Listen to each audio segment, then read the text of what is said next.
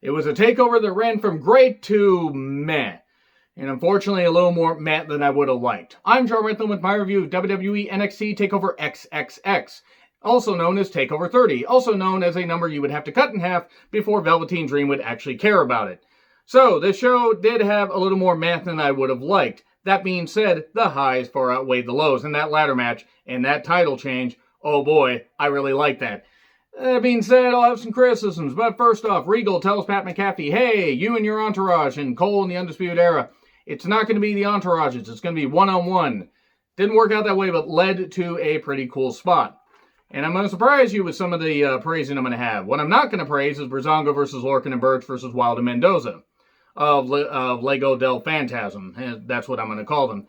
Three-way contenders match, winning team faces Eichner and Bartel for the tag team championships. The tag team division has not meant shit for a while, which is unfortunate. I get it, due to travel issues and all that stuff. I get it. But it seems like even before that, they were caring less and less about the tag team division. Breeze pins Lorcan. Cool. Okay, whatever. Let's move on. Opening video package. A lot of fire. So much fire. So much goddamn fire. They're also back in Full Sail, so they made more use of the stage.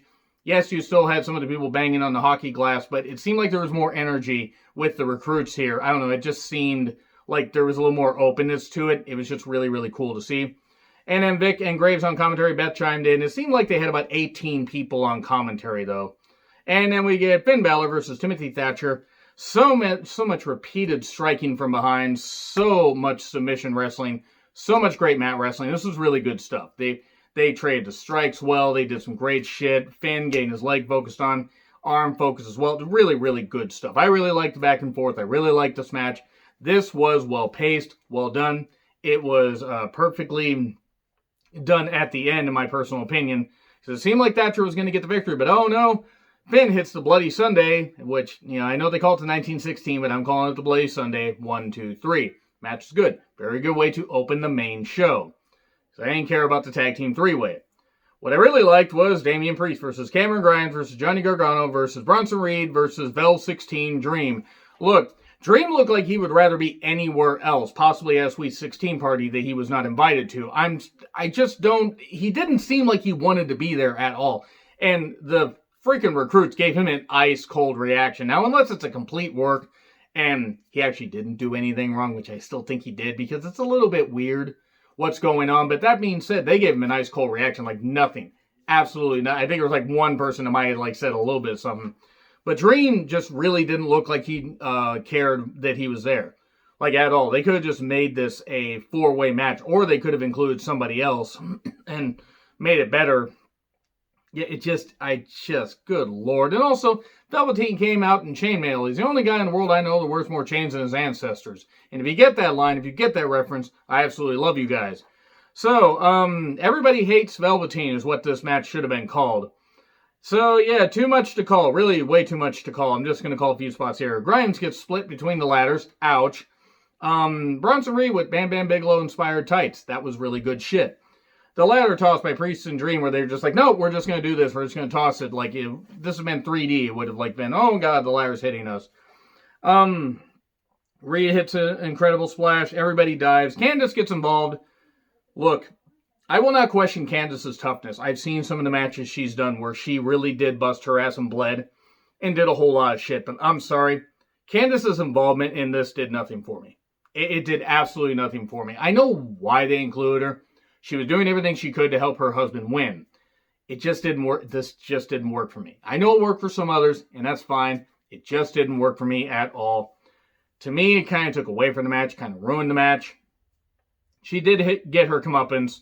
While she was on Reed's back, Reed jumped off a ladder and splashed Gargano, and then she jumped off. It kind of actually reminded me of when Vader bombed Goldust while Luna was on top of him. Except Candice didn't land as bad as Luna did. Luna landed pretty badly there.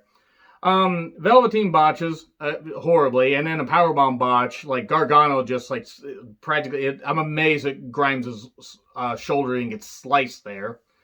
Velveteen goes through a goddamn table, almost completely missing it, just too damn bad. Good job by Reed there. And then it looked like Priest and Gargano were up battling, then Priest suddenly wins. Damien Priest is the new North American champion, and Velveteen Dream deserves to not be on TV for a while. But you know what? You give me Priest and Grimes in a best-of-7 series at some point, I'd be for that. I would have been fine with Gargano winning if it meant Dream didn't win, but I'm glad Priest won. Priest, Reed, or Grimes would have been great choices here. Priest winning, nice deal, because it kind of shows, this here and there booking, especially since they turned him face, some good stuff. They show some faith in him, so good. This is good.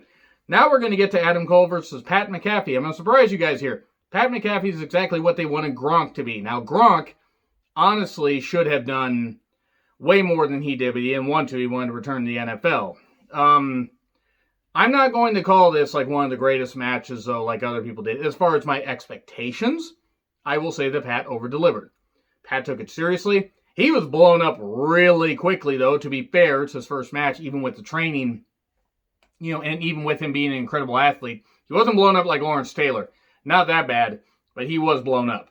And that's going to happen, especially in your first match. But it was carefully crafted to hide his weaknesses, highlight the fact that he was a smarmy heel, that Adam Cole was not taking as seriously, even though Pat had punt kicked him and laid him out cold. So I did like how Pat's crew had the Cole sucks shirts and even did his own intro. And when Pat did a swanton, like a swanton outside onto everybody, on all the crew, that was actually pretty impressive. I think, okay, all right, Pat, give you credit there. He did a backflip off the ropes later. He did a superplex, doing the Shelton jump onto the ropes. That was good shit. Cole gave him a lot to make him look good.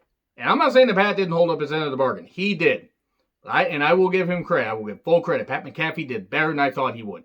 Did I like the feud? No. Did I think that the match exceeded my expectations? Well, yeah, I didn't really have a lot of expectations. He tries his punt kick, foot to the steps. Oh no, he hurts his foot. Figure 4 by Cole. But then the ref's distracted, a low blow, a clothesline. And then he hits the kick, but only gets a 2. And then Panama Sunrise, 1, 2, 3. And Adam Cole wins, as he should have. That's exactly what should have happened. So far we're doing decent to good. Ladder match was kind of the peak. Io versus Dakota with Raquel Gonzalez for the NXT Women's title. I wanted to like this more than I did. Now, I did not hate it. I thought it was actually decent and hit a couple peaks. It just seemed like, I don't know. Io looked like she landed on her face at one point when she tried to do a backflip, so it looked like she hurt herself. Hopefully she was okay. Maybe it was just a badly timed spot that they did. I liked the match, and I liked the fact that Dakota kept focusing on the arm, going for a submission. That was good stuff. The psychology of it wasn't the problem. It just felt like it went a couple minutes too long, and I wanted the women to get a lot of time, but it just seemed like they were having some issues with this. It just seemed like they were having issues. Like, just something seemed a little bit off as the match went on. They did a ref bump, and then a moonsault, but the ref couldn't count, and Raquel Gonzalez gets in and hits a bomb, but no, the ref's down. Dakota tries to escape outside, then her hair escapes, and then moonsault to the outside, moonsault in the ring, 1, 2, 3. Dakota shined here, do not get me wrong, and Io did pretty damn well as well. Io, you expect this kind of performance out of, and Dakota has really improved as a heel. Do not get me wrong, her work is really, really good and has improved. I think she really had a good showing here. And then Raquel starts attacking Io, and then Rhea shows up. Rhea's apparently a Shirley Manson fan because she showed up in makeup, and holy fuck, Rhea looked hot. Woo! Goodness. She really did. Rhea just has a way of making almost every look work, whether it's new hair, new makeup, style, whatever. Her and Raquel face off. Okay, yes, all of this in my veins right now. Please, please, please give me that. I actually would like to see that match. Cool. It's cool. It was what it was. Again, I didn't love the match like I thought it would. I didn't hate it. I thought it was decent with a couple peaks. Could have been a little better. That being said, both women did work hard. And then NXT UK returns on September 17th. Good for the talents. I'm still not going to watch or review it because I don't have time. And then Ciampa's returning this Wednesday. To gain Retribution? Fuck, I don't know. Wait, that's the group known as Retribution. So, Priest jumps into a hot tub to celebrate while wearing his leather pants. He is ballsier than I am. And to celebrate with 2 women while he sprays what I hope is champagne all over them. And then we have Kross with Scarlett.